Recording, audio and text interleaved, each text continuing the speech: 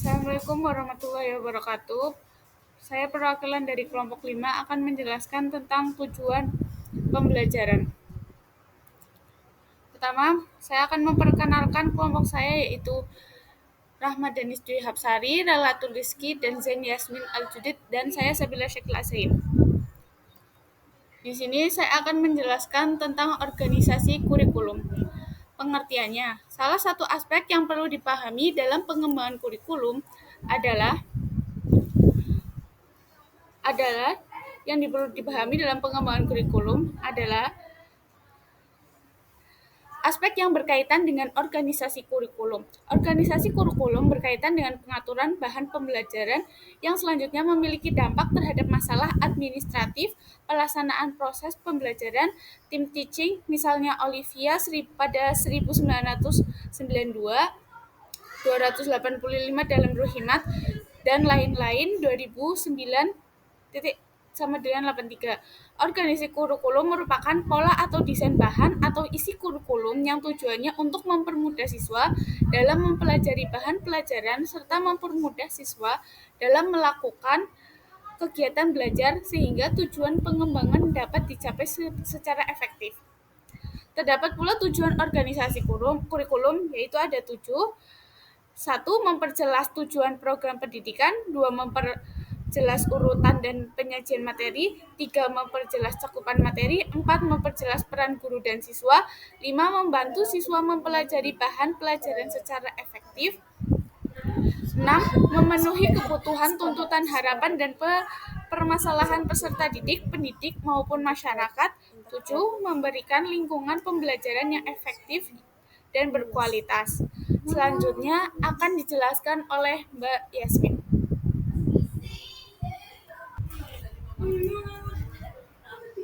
Selanjutnya ada jenis organisasi kurikulum. Yang satu ada correlate kurikulum, yaitu perorganisasian kurikulum yang mengedepankan korelasi antara mata pelajaran sebagai upaya untuk meminimalisir kelemahan-kelemahan sebagai akibat dari pemisahan mata pelajaran. Yang kedua ada separated subjek kurikulum, yaitu disebut demikian karena segala bahan pelajaran disajikan dalam subjek atau mata pelajaran yang terpisah-pisah, sehingga banyak jenis mata pelajaran menjadi sempit ruang lingkupnya. Jumlah mata pelajaran yang diberikan cukup bervariasi, bergantung pada tingkat dan jenis sekolah yang bersangkutan. Dan yang ketiga, ada integrated kurikulum.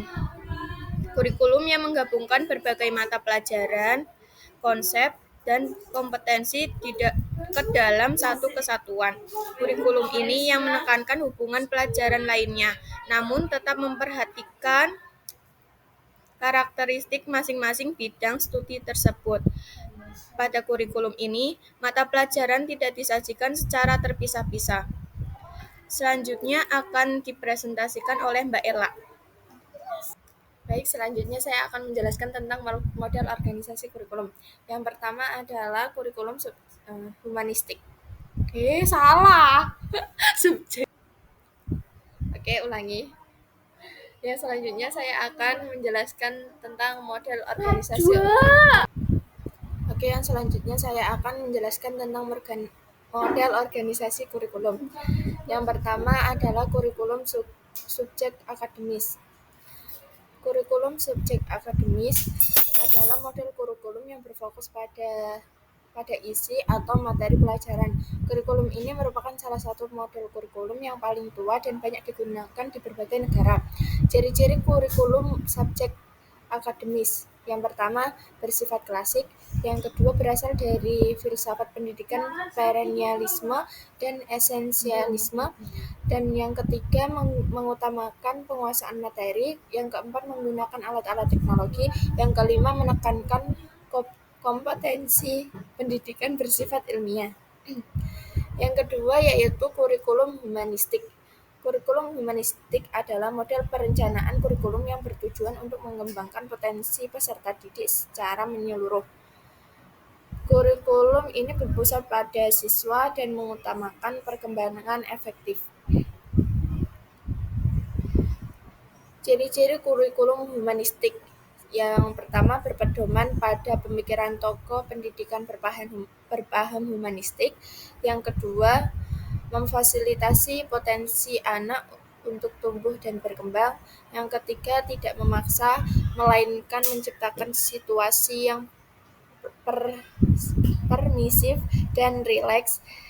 Yang keempat, memberikan peluang bagi anak untuk menganalisis, mencari, dan berusaha menemukan solusi atas suatu kasus. Yang kelima, bersifat kooperatif.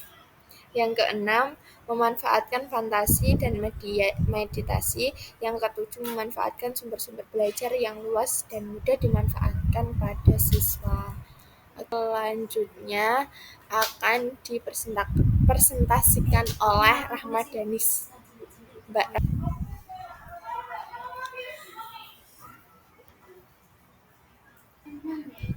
Selanjutnya yaitu rekonstruksi sosial. Rekonstruksi sosial adalah kurikulum yang berfokus pada masalah sosial yang dihadapi peserta didik. Tujuannya adalah agar siswa dapat memahami dan mengatasi masalah sosial, serta menjadi aktor dalam perubahan sosial.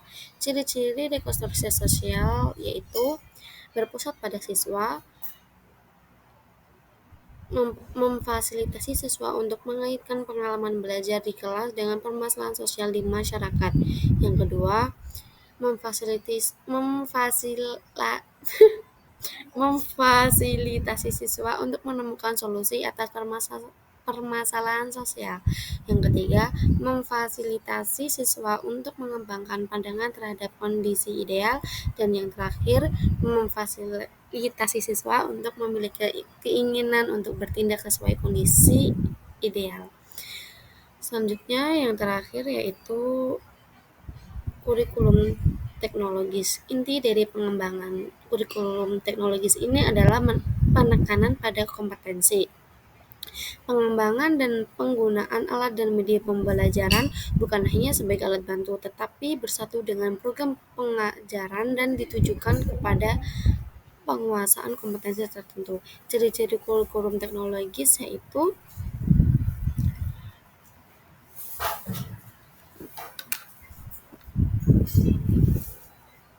menggunakan teknologi untuk menyusun metode dan media pembelajaran. 2. Memanfaatkan kemajuan ilmu pengetahuan dan teknologi. Yang ketiga, membantu peserta didik menyesuaikan diri dengan pendidikan berbasis teknologi. Yang keempat, memfasilitasi peserta didik secara individual untuk belajar. Dan yang kelima, membantu peserta didik mengembangkan strategi untuk mengerjakan pekerjaan mereka secara efisien. Sekian dari kelompok kami menjelaskan keseluruhan materi tentang tujuan pembelajaran. Sekian dari saya. Wassalamualaikum warahmatullahi wabarakatuh.